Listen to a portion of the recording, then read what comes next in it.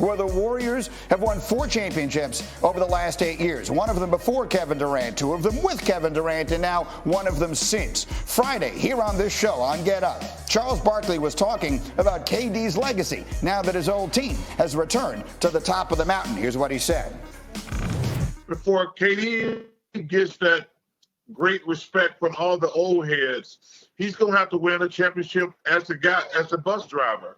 Listen, he joined this. That team had already won a championship, so no disrespect. That's just a fact. But until he is the guy on a championship team, we're not going to ever give him the respect, that he probably deserves. And that's just the way it is. And like I say, the game hasn't changed. Kobe said it. LeBron said it.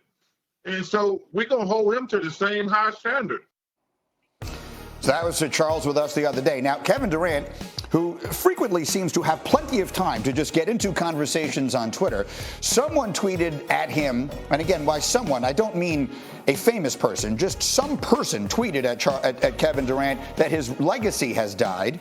And Durant tweeted, "I've been dead since July 4th, 2016, but congrats to the Dubs and my boy Steezy, a Fillmore legend. Man been waiting his whole life for a parade on Market Street." Now, July 4th, 2016, for those who don't know, is the day that it was announced that he was signing with the Warriors when he met up with all those guys in the Hamptons. So, again, we will have Big Perk with us a little bit later, but Timmy Legs is here. But, CJ, I will start with you. The idea that Barkley is suggesting, and that Durant is obviously sensitive to, that he will not get his full respect until he is driving the bus on a championship team. Do you buy it?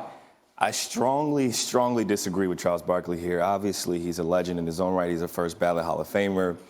He was the bus driver, however, he didn't win a championship. And I think in KD's case, it was different. Obviously, he joined a very, very good team with championship caliber roster, very deep, but he was the bus driver of that team. Obviously, you got Steph Curry, 2-time MVP, unanimous, but he averaged 30 points, 7 rebounds, 4.5 assists in his 15 games in his finals career. He showed that he has the ability to take over games late.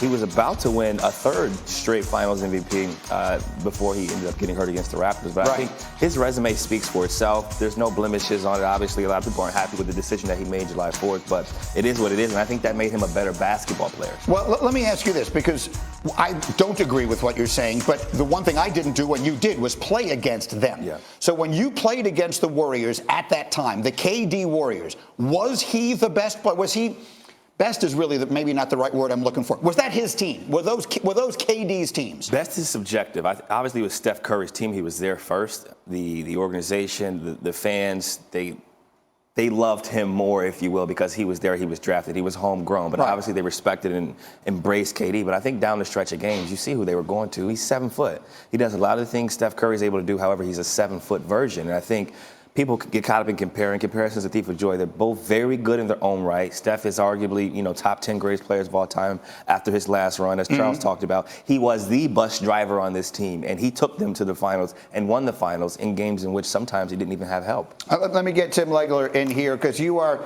I hate to say it, Tim, but you and I pretty much do constitute the old heads that Charles Barkley is talking about now.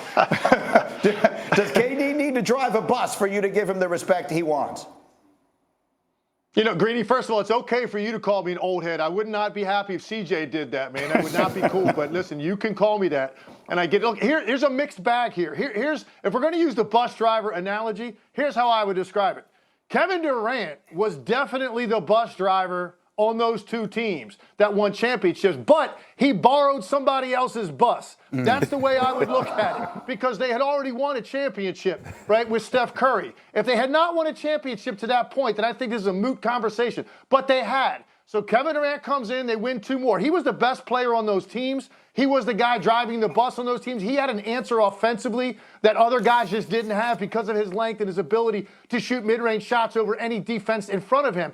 But I also agree with some of what Barkley is saying in terms of you can't just say that every championship carries the same weight. They don't. We all know that. They get ranked differently. They have more substance to them. And so the fact that Kevin Durant went to a ready-made winner, and even though he won a couple of times, I think there is still something left for him to answer. And I think that's what Charles Barkley was saying. If he really wants to get that level of credit, that top-tier respect that Barkley's alluding to, then it's going to have to go down a different way than joining a team that had already won a championship, that was arguably the best team in the NBA, and then just making them unbeatable for a couple years. I really like the way he put that, to be honest with you, because, yeah, he was driving it, but it wasn't a bus. Everyone else was driving a bus, and Kevin Durant he got in like what's a very fast car? I don't know, a Mercedes? He was driving a much faster car than a bus, and maybe that is actually a better way to put it. He might have been the best player on the team, but he joined the team that had won 73 games. It isn't diminishing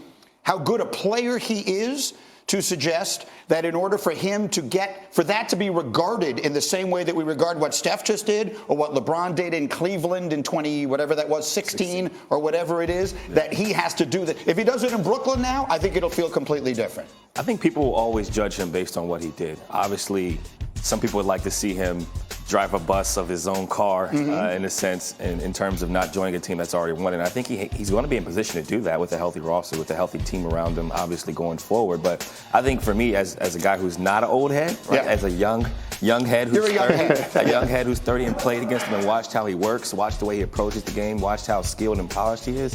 If he never wins another championship, I still know that he's one of the greatest players of all time. Charles Barkley knows that. The Warriors fans know that. Brooklyn fans know that. Everybody knows that. And I think it's all subjective because people are going to continue to compare rosters. They're going to compare eras. And it's too much. It's too complicated. We should just respect his greatness, respect Steph Curry's greatness, and all the other greats that have come before us and all the other greats that will come after us. That's fair. But I think the only pushback I would give you is no one's debating his greatness. Like, his greatness is signed, sealed, and delivered. That's for sure. Now we're talking about tiny little micro fractions of difference here and there, because Kevin Durant is one of those rare players that you do put into the conversation. Well, wait a minute. If he does this, do we start comparing him to LeBron? Do we start comparing him to Michael Jordan? He's that kind of good. He has earned that, which is, again, why I continue to say why he's responding to people on Twitter regularly. I have no earthly idea. We can talk about that another time. However, it's over. Jay's Round Ball Rankings. The game is over. Hey. Keyshawn, J. Willimax, ESPN Radio, ESPN2, Sirius XM Channel 80. Jay, you got round ball rankings. What are you ranking? I got our way, way, way too early rankings for next season, because that's what we do on the show. Mm-hmm. You ready for it? Okay, but what are you ranking? I'm ranking my top teams in the NBA. Top 7 NBA championship contenders? Teams. Yes. Yes, got it. Give me the number, Yates. What number 7. There we go. Number 7. Going with the Grizz.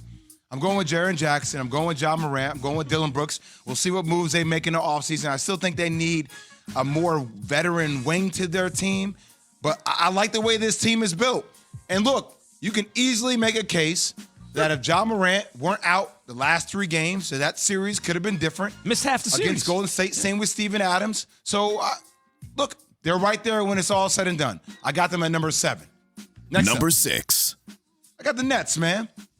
Just off principle alone with their names. I mean, the star power, KD, Kyrie, Ben Simmons when he's come back, Joe Harris, the size they have, the length they have. We'll see what they do with Bruce Brown. Some questions around the team. Steve Nash, their head coach, could make a case that they would have been better off with Kenny Atkinson if they had kept him. But I get it. It is what it is. I just got them at number 6 because there's a lot of volatility, right? A lot of question marks. I think they'll be fine, but I need to see it more consistently before I can believe it. They're number 6. Next up. Number 5. I got the Suns. Look, you can tell me what you want to tell me about Devin Booker didn't show up. CP3 got hurt. Jay Crowder and company got a little bit banged up. We'll see what moves they make with DeAndre Ayton. That is a major, major question mark. That's probably why I had them at number 5. And I give them a lot of credit. Look, I give Dallas a lot of credit. They were able to get by them. But still, when it's all said and done, I still like the Suns and CP3 a year older, but I still think he'll be there when it counts. Next up. Number 4. The Celtics, man. Look, I think you can make a question around, can you add Malcolm Brogdon? What do you do with Marcus Smart? I think Marcus Smart, Defensive Player of the Year. Questionable decision-making from this whole team. Obviously, Jason Tatum, I think he's going to take this offseason. It's going to burn him in a really bad way. He's going to work. Al Horford being a year older, he was a pivotal piece. But Robert Williams, if he's healthy with Grant Williams, his team, Udoka, their style, really like them there at number 4. Number 3. Number 3. Yo, the Clippers, man. Yo, put some respect on the Clippers' name. Kawhi Leonard coming back. he has a New Balance commercial. You know when he starts doing these commercials, he's coming to be the king of LA. You know, I don't know what's going to mean for Key and the Los Angeles Lakers and AD and LeBron. I know they'll be there when it's all said and done, but Reggie Jackson, Paul George is nice. Keep sleeping on Paul George. How about the coach, Jay? And then Ty Lue, who has the blueprint about how they're building it, you know, in LA with the Lakers. That counts. Clippers a problem. Number 3. Next up. Number 2. The Bucks, man. Look, the Celtics got by the Bucks, but if Chris Middleton were on that team, I don't think the Celtics are getting by the Bucks. So, I mean, Giannis, to me, is still the best player in basketball. It's a conversation. It's a debate. If you want to have it with him, Steph, LeBron, all the best in the game. But look, he's playing at a high level. They're going to come back. They're going to be healthy. I still think they are the team to beat in the Eastern Conference. And then number